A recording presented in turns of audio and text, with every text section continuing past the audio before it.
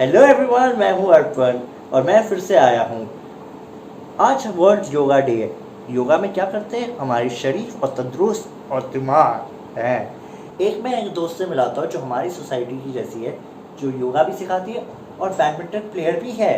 कौन है वही बताता हूँ। I am Disha Pandya. I am based out of Bombay in India. And I always say that I am an artist by birth. I am a proud national para athlete. I represent Maharashtra in badminton and shot put discus throw. And at the same time, I am also a motivational speaker. And I believe you're also doing yoga also. Yes, so I've been practicing yoga for around 6-7 years now, and I quit that for a while in between, and now because of the lockdown and everything, and now everything has been so health centric. I again started that, and yeah, I'm following it for a while. It's nice. We have to stand at the front of our mat. Okay, hands are in preposition. Preposition is this. Yeah. So hand in preposition, your pelvis should be in. Okay, hand in preposition. So the step one is you inhale and you do this. Okay, so I will say inhale one, exhale two, and I'll show what it is. So it is inhale one, you arch back. Exhale two, far forward, bend and hands next to your toe. Okay. Now inhale the right leg behind. Exhale the left leg behind and plank position. Okay. Knee, chest and chin on the ground. Now you inhale into Bhujangasana, that is Cobra pose. You exhale into inverted V. You inhale and take the right leg in while you swing it from out to inside.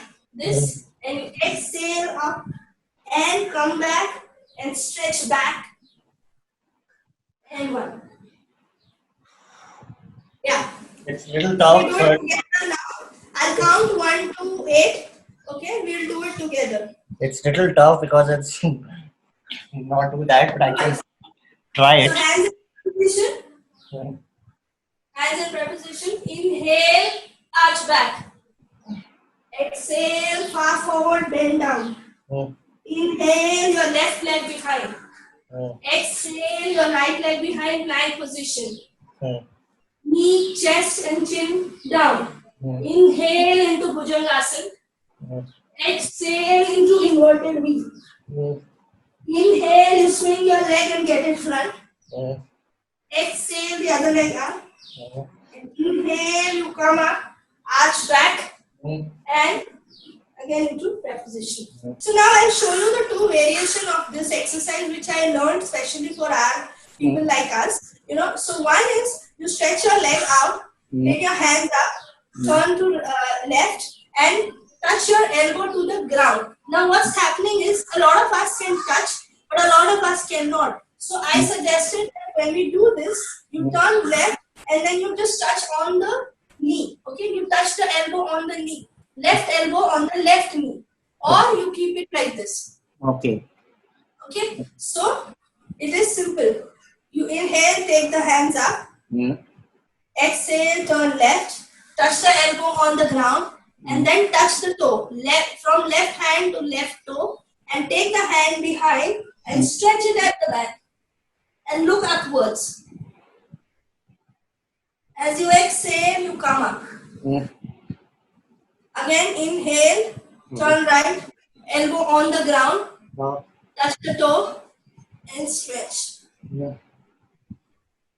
So in this, I realized that a lot of us cannot actually touch the elbow on the ground. So that's where we did a variation to it, where you can either keep the elbow on your knee, or you keep the palm on your knee and you fix it here very tightly so that you can stretch here. The idea is that you give a stretch to your, what do you say, on the sides. Okay, so the stretch has to come literally on the sides. So even if it is coming this way, it's nice. If it is coming this way, it is still better. And this is like the best thing. So every time I do an asana in the regular class, I do it with regular people. And every time I feel that this is something people like us cannot do. So what is the kind of variation we can give? You know, there is this thing dolphin pose that we do. In dolphin pose also, this is what my teacher taught me. Generally, what people do is they sit in Vajrasan, which is sitting on your knee, okay, and resting your elbow on the ground, which is you rest your elbow on the ground and you interlock your fingers. From there, so wherever your legs are reaching, you lift yourself up into inverted V, and then you have to come up, come forward, touch your chin to the ground, and go behind. Now, in this exercise, what my teacher realized and I realized, because our hands and legs are short, we could do it easily. So there was no stretch coming to the body. For that, what we did is you give a height to your elbow. Okay, you give a height to the elbow. So now in this case, now what happens is I am again sitting here and I am giving a height to the elbow. Okay. Now I interlock my fingers here and I lift myself up. Now when I go forward and touch my chin down and come behind, then I again go forward and come behind and forward and come behind. In this case, there is an accurate stretch that I get in my abdomen as well as my hamstrings. You know, that is actually required in this exercise. Now, because we are short, this is the variation that we have to give.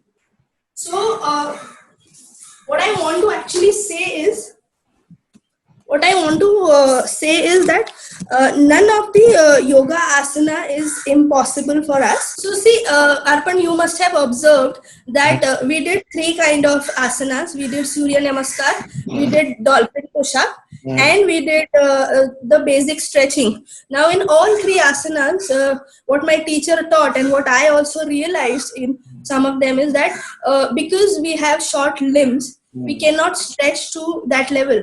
But none of the asanas is impossible. All you have to do is you have to give height with the help of books or the yoga blocks and make sure that your arms or your knee are reaching to the place where it will generally reach with abled body, and then you get the same amount of stretch. What is the experience of you doing this independently by your own self? You know, being a dwarf, your body is very similar to abled body because your hands, legs, everything is intact, but some flexibility, some moves, some stretches are not possible, and you can't do things beyond, you know, so there are few stretches or there are few moves or few asanas which you actually cannot do because maybe your hands cannot reach there or your legs are not that extent. So that's what I realized there when I was doing it, and I said, okay, this is little different and I can't do this, though I want to do it, but I still can't do it. But yes, what is good about yoga is, of course, it is very positive. I always say that yoga is not just asana, it is connecting with mind, soul, the energy, the positive vibe. So it is that 1 hour session where you connect to your soul more than anything else. So I enjoyed that every bit. It gives you a lot of positive vibes. What is the problem of the people facing for yourself when you go around outside? Yeah. So, see, I always say this, that I am little lucky that I am born in Bombay, because Bombay is little more open to anybody and everybody than anywhere else in India. And I say this because I've traveled a lot in India because of my work, So, yes, initially as a child, it was very difficult because a lot of your schoolmates, your friends, they don't understand that why you are not growing. And the only thing that they see is you are a big head, small body type, differently looking person, and they start mocking you, they start teasing you. But eventually when you grow up and when you are about 14, 15, when you hit the college and all, things are little okay. They don't tease you, people don't actually mock at you. So there are few people who I see do not have exposure to education, the illiterate ones. They Mm. definitely mock you because they don't know, what it is like. And yeah, now I see things have been evolved. People, parents especially, they tell children not to laugh, and they tell that yes, these are also one of the differently looking people, but yeah, they are normal. So as a child it was difficult. Mm. Things like, when you go and buy stuff for yourself, you don't find shoes of your size, you don't find clothes of your size. Mm. So things are different. You can't climb when you are at the restaurant, you can't climb the basic chair, you Mm. can't sit on the basic cafes chair. So those things bother you, but then slowly it is okay, because I think it is better in Bombay. People are more acceptable. When I saw your video, like the previous videos on the top, when you done a lot of good motivated to yourself, motivating to the people of society. But Yeah. my question is like people, suppose I'm like working in the office in mall management office. I like people like sometimes also like look at me like why he's doing this. This is like a funny mall acting. Did I say that? No, so I'll tell you, Arpan, the recent incident of George Floyd, the entire black and white thing, Mm. and whatever we see, this entire protest, I Mm. think it's not about you being a dwarf. It's about the skin color. It's about people who are facing obesity. It's about people who are, so in any form, you are different from the general matrix of people. Mm. People will mock you. People will there is a discouragement, there is racism that happens to you. I Mm. mean, I've never seen anybody laughing at somebody who is blind, or somebody who is walking with a stretcher, or with Mm. a prosthetic leg. I don't see people laughing at them, because Mm. I think there it is more of sympathy. Mm. But with us, people don't see sympathy because we've not lost any body part. It's Mm. just we are different. So the moment we are different, I think with us, the mocking that happens is also more of racism. It is not mocking. It is just because we look different, they True, do true. that racism with us. And one of the reasons I always feel is, in India, a lot of thing is inspired by Bollywood and movies. So I have always seen that people like us are shown in Bollywood movies, and they are being mocked there. They are being shown a little lower than anything else, and Like that's where people have that idea कि ये तो ऐसे ही लोग हैं, इनके ऊपर हंसना ही है. उसमें So in spite of being a dwarf, none of the Bollywood movie has ever shown the fact that though they are dwarf, but they can do some fantastic work, and they are better than abled body also sometimes. But it's not been portrayed in movies, and I think most of the things are inspired from there, or even for a circus for that matter. I mean, circus may always, I have seen that people like us are being mocked, and they just made fun of. mm, So people see that, and that's trending. There is no stop to it. Nobody has said that you should not laugh at these kind of people. So that education has not come into a reality yet. okay. And what is your when did you started joining the games of this Paralympic Olympics? So, Mark Dharmai, Mm. he is an international para athlete. He's been world number 3 in badminton. Mm. So, I coincidentally met him in a local train, Mm. Mumbai local train. And the moment he saw me, he came up to me and he said that, what do you do in your day-to-day life? And by then, so this happened in 2018. And by then I was so I'm a designer by a profession, and I was just a designer. So he said that, I've been into athletics, and I play badminton and shot put and discus, and I represent India. Would you like to give it a try? So, of course, if somebody gives you an opportunity like this, why not? I mean, it's just trying. So I said, yeah, I would. And so that was Sunday, and then next Sunday we met. I gave it a try. I enjoyed more than anything. I enjoyed. I found, I realized there itself that the first practice ever, I realized that my body is very different.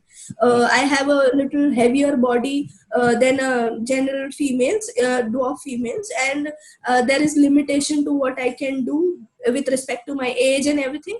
So I knew that things are not going to be as joyful as I see, and as hearty and glory. because I am not like Mark and Ruhi, who's been practicing for years together. So there were limitations which I realized there itself, but I still wanted to give it a try, and I enjoy that. Even today, badminton or any other sport is not like my, not something that I aspire and I want to do some great thing. I just enjoy my game. That's it. I feel it is one of the reason I can keep myself fit. Okay, what is your best favorite yoga you want to do with the yoga? Asana, I think Surya Namaskar I really enjoy, because one, it is a combination of 8 asanas, and second, it is also one of the asanas which I can do it with, and none of the stretch or none of the back bend, forward bend, जो भी उसमें होता है, none of that asana is something that I cannot do. So I enjoy it because though it is a combination of 8 asana, I can do everything. So I like it. So how many times you do for like Surya Namaskar? Morning we do 10. Okay, morning. Sometimes in the evening I practice again for myself. I again do 10, 5, whatever I can. But every day at least 10, 20 Surya Namaskar is kind of average. So thank you so much for giving us the yoga teaching, and you're motivated. It was nice to. Thank you. So, in fact, Arpan, I would like to thank you on behalf of every little people in India right now, because it is very easy to talk, but it is very, very difficult to execute something. And what I see is your little initiative of this, by talking to people like us and seeing what they whatever the difficulties they faced or what they are doing in their life to make it better. You are in a way being a news channel who's directly giving people a right source of information on what all people like us can do. So I think a lot of us always spoke, but you are actually executing. So I would like to thank you on behalf of every little people in India right now. You're doing a fantastic job. Oh, please. Thank you. So thank you so much, Disha, to giving us talk and motivated and excellent teaching us the yoga thing. So thank you so much. We'll see you soon. Yeah. See you. Till then, keep practicing yoga. Bye. Okay.